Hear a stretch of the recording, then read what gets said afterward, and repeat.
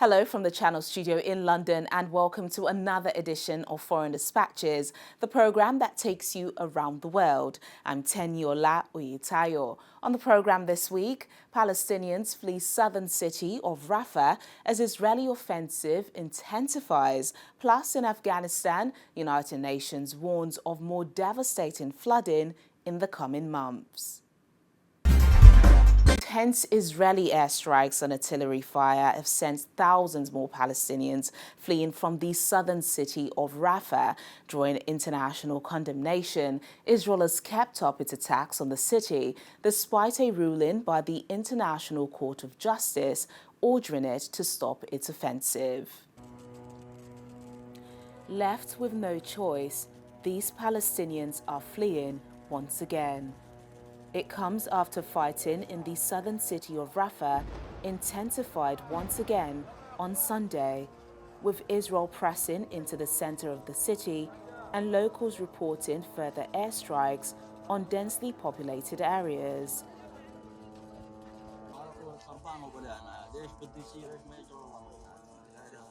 I walked for 1.5 kilometers with my family.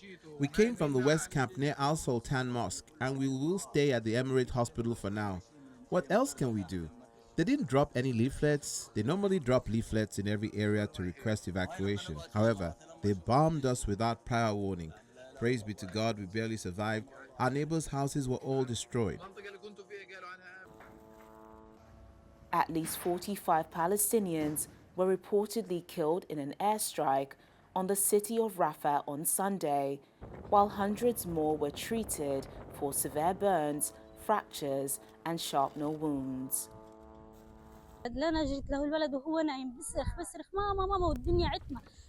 My son was screaming, "Mama!" He was asleep and it was dark inside the tent. The shrapnel hit our tent. If I hadn't placed mattresses in the tent and if the surrounding tent hadn't shielded us, we wouldn't have survived. I was just one street away from the attack and no one warned us. Unintended. Israel said the strike was a tragic mishap, but vows to continue the war against Hamas while repeatedly insisting it will not be able to achieve victory in its 7-month war without taking the city. On Sunday night, we eliminated senior Hamas terrorists in a targeted strike on a compound used by Hamas in Rafah. The strike was based on precise intelligence that indicated that these terrorists, who were responsible for orchestrating and executing terror attacks against Israelis, were meeting inside the specific structure we targeted. These terrorists were responsible for the death of Israelis, and they were actively commanding operations that could have killed even more. Their deaths saved lives. Sadly, following the strike, due to an unforeseen circumstances, a fire ignited, tragically taking the lives of Gazan civilians nearby. Despite our efforts to minimize civilian casualties during the strike, the fire that broke out was unexpected and unintended. This is a devastating incident which we did not expect. We are investigating what caused the fire that resulted in this tragic loss of life. The investigation is ongoing. Israel's incursion, launched in early May, has forced 1 million people to flee Rafah, most of whom had already been displaced several times. There's been international condemnation of the military operation, with the UN reiterating a call for an urgent ceasefire and humanitarian access. It's an enormous struggle for all the medical teams to meet the needs. And this is one of the hardest things for a doctor or nurse. You know you want to help, but you don't have what it takes. And you are watching people who shouldn't die in front of you because you simply either lack the tools, the skill, or the supplies to do what needs to be done. Fuel is particularly critical, as you know. The estimated requirement is 200,000 litres per day, and we have been able to get in approximately 70,000 litres per day at best. Some days none, so that's an approximation over what's been able to get in. So all the hospitals are really struggling and making decisions about what they can do. It's not simply the bombs, it's the lack of infection prevention and control, the lack of being able to provide the level of surgery that could save a limb. Decisions are having to be made by doctors to remove a limb to save a life. And again, that's a horrible, horrible decision to have to take. Israel has also kept up its attacks despite the International Court of Justice ruling last week ordering the country to immediately end military operations in Rafah. The court notes that the catastrophic humanitarian situation in the Gaza Strip, which, as stated in its order of January 26, 2024, was at serious risk of deteriorating, has deteriorated, and has done so even further since the court adopted its order of March 28, 2024. In this regard, the court observes that the concern that it expressed in its decision communicated to the parties on February 16, 2024, with respect to the developments in Rafah have materialized, and that the humanitarian situation is now to be characterized as disastrous. The court finds that the current situation arising from Israel's military offensive in Rafah entails a further risk of irreparable prejudice to the plausible rights claimed by South Africa, and that there is urgency in the sense that there exists a real and imminent risk that such prejudice will be caused before the court gives its final decision.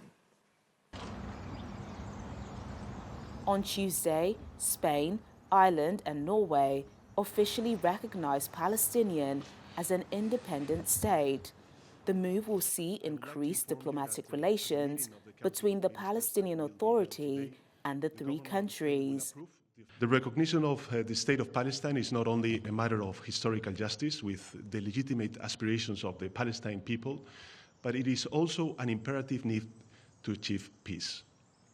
It is the only way to realize the solution that we all recognize as the only possible one to achieve a future of peace, that of a Palestine state that coexists alongside the State of Israel in peace and security. The recognition of Palestine is not against anyone, least of all Israel, a friendly nation that Spain values and holds in high regard and with whom we aim to foster the strongest possible relationship. Furthermore, this decision reflects our absolute rejection of Hamas, a terrorist organization who is against the two-state solution. Israel has reacted furiously to the decision by the two EU states and Norway, accusing all three of rewarding terrorism.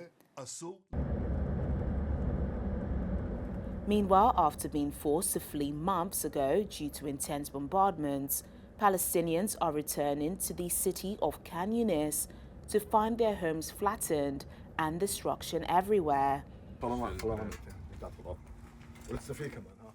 The ground floor was destroyed from the first strike. The second strike hit the building again. The kitchen, which was here, is now there. My house extended from here to there. It was a beautiful and new house. I feel shattered. They've ruined our lives. We are alive yet dead inside. I'm here waiting, hoping someone can assist us or help with rebuilding.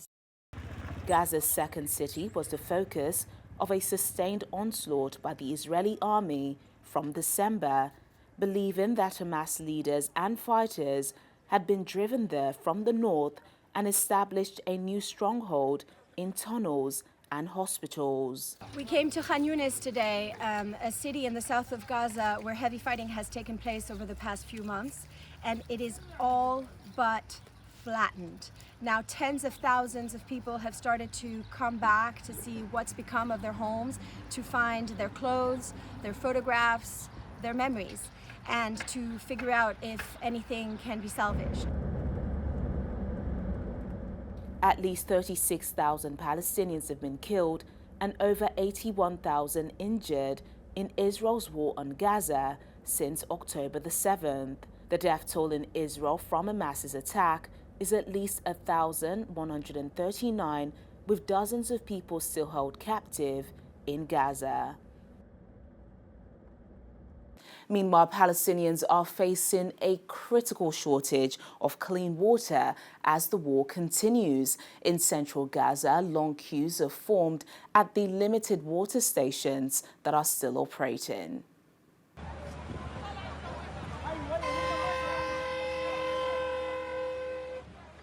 Desperate for one of the rarest and most valuable commodities in Gaza, Gazans, including children, wait in long queues with empty containers for clean drinking water.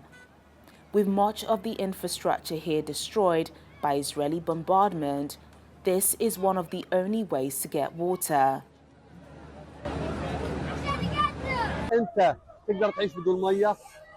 Can you survive without water? There is nothing left.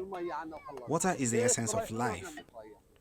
There are newborns and the elderly living in tents. There are kidney patients who undergo dialysis, so they cannot drink dirty water.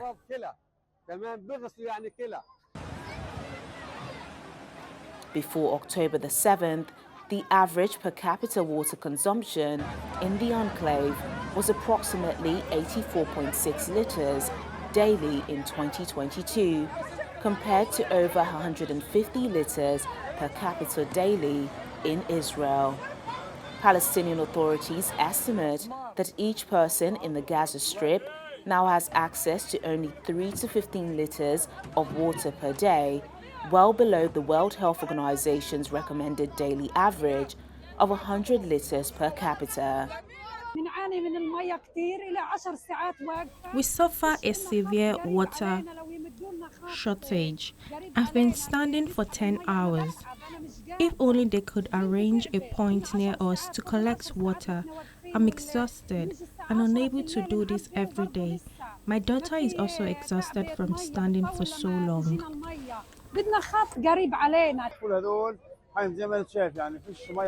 All of these people, as you can see, are suffering from lack of water. Sometimes they pump the water, or they pump the water in small quantities, or shut it off. Look around you. There is a great deal of suffering. This is injustice, and it is hard to get water here. We have been waiting for water since 6 in the morning.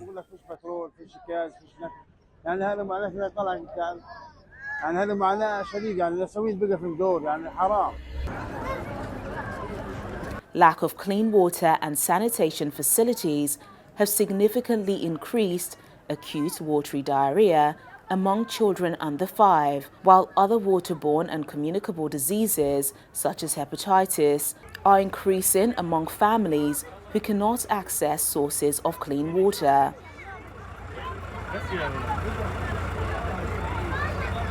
We treat everybody. And then that the health condition is dire because of the lack of the good to wash water and sanitations, that we have still very high rate of the acute respiratory infections, diarrhea, including bloody diarrhea, as well as hepatitis A. This remains still high. What we need now is ceasefire. We continue to do whatever we can do, but without ceasefire, without peace on the ground, peace in mind, we continue to suffer. And I'm sorry to say that the people in Gaza may continue to suffer. So ceasefire is highly requested.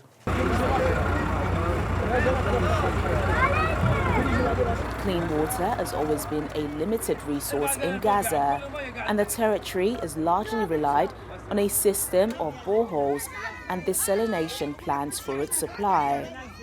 Hundreds of Gaza's water and sanitation facilities have been damaged or destroyed since Israel began military action against Hamas.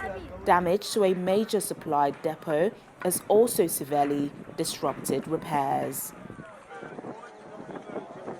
When Foreign Dispatches returns in just a moment, we head over to South Africa, where the country this week celebrated 30 years of freedom on Africa Day. Please stay with us. Thanks for staying with us on the programme. As the United Nations warns of more intensive floods affecting food security in Afghanistan in the coming months, experts say the country needs long-term planning to mitigate the adverse effects of climate change. Since mid-April, floods have killed over 300 people across the north of the country. Flooding caused by unusually heavy rainfall has led to immense destruction across northern Afghanistan. In Ghor province, hundreds are missing and thousands have lost their homes and livelihoods. The province of Baghlan, Badakhshan and Takhar have also been badly hit, with thousands left without shelter. Access is also a major challenge, with many villages cut off, and humanitarians are struggling to reach the affected regions.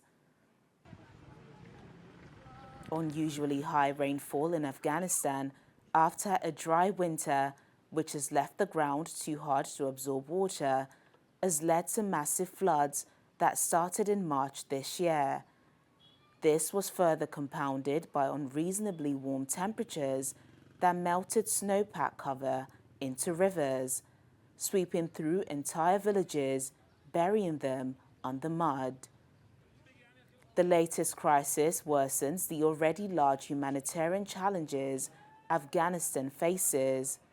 Currently, 23 million people need humanitarian assistance, including 15.8 million facing food insecurity.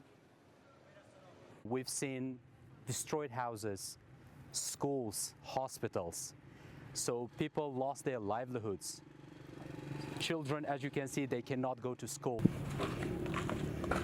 Ranked among the top 6 most climate-impacted countries globally, Afghanistan confronts severe climate change effects. Recurrent droughts, floods and earthquakes worsen the situation, severely impacting communities and straining the already limited availability of resources in the country. The humanitarian situation in Afghanistan is fragile. 23 million people are in need of humanitarian assistance this year. This is 5 times the number in 2019. Of course, you know this, and it's not new. Across all crises, majority of people in need are women and girls, children. In Afghanistan, women and girls represent more than 1.4 million girls who are directly affected by the ban on female schooling after grade 6. This is a huge concern, to say the least. Restrictions on Afghan female workers have added a layer of complexity to the humanitarian operation. You've heard this before. I saw this firsthand. While delivering humanitarian assistance, our courageous Afghan female colleagues face many challenges and assume personal risks every day to and from work. I salute their bravery. I salute their commitment to supporting females across the country and males in need. Efforts to provide humanitarian aid to Afghanistan after such disasters are also complicated by the fact that the Taliban government is not formally recognized by any other state or by the United Nations. The Taliban have also undermined relief efforts by banning women from working for both national and international aid agencies, including UNICEF, the WFP, and other UN programs.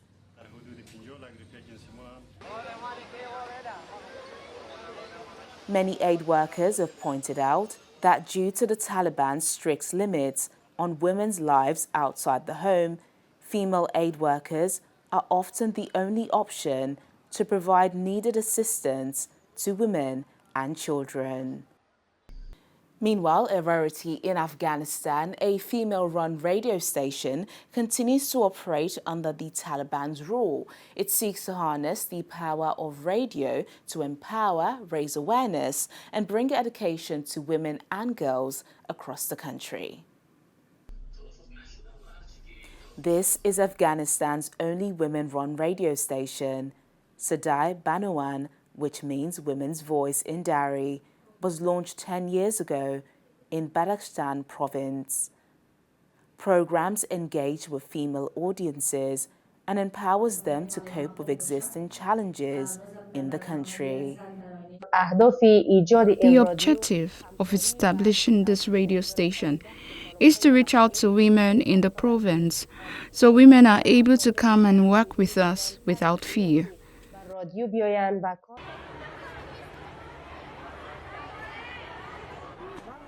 Under the Taliban government, girls over the age of 12 have had limited access to education.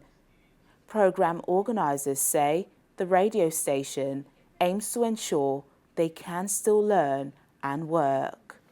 Voice of Women was launched in 2013 and is still broadcasting until now. More than 100 women have worked in the station since it was founded. Some of them are now working in high-level positions. This makes us very proud. After the government changed, 18 girls are still working with us, as we have been able to provide job opportunities for them. At this station, I'm making an educational program. I hope girls who were banned from pursuing their education make use of my experience in teaching lessons for 7th, 8th, and 9th grades. This is my place and the pride of my family.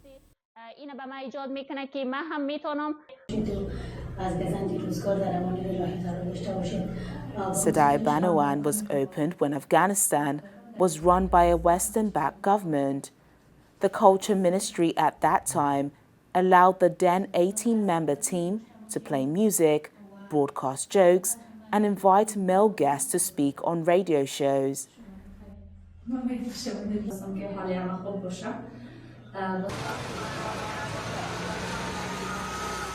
However, after the Taliban retook power in August 2021, many journalists lost their jobs and faced abject poverty in the country. The Taliban's rule forced several media outlets to close over a lack of funds or because staff left the country. In April, the Taliban said it would close the station for 1 week for playing music during Ramadan. The station was allowed to resume activities after pledging to adhere to laws and regulations of the Islamic Emirate.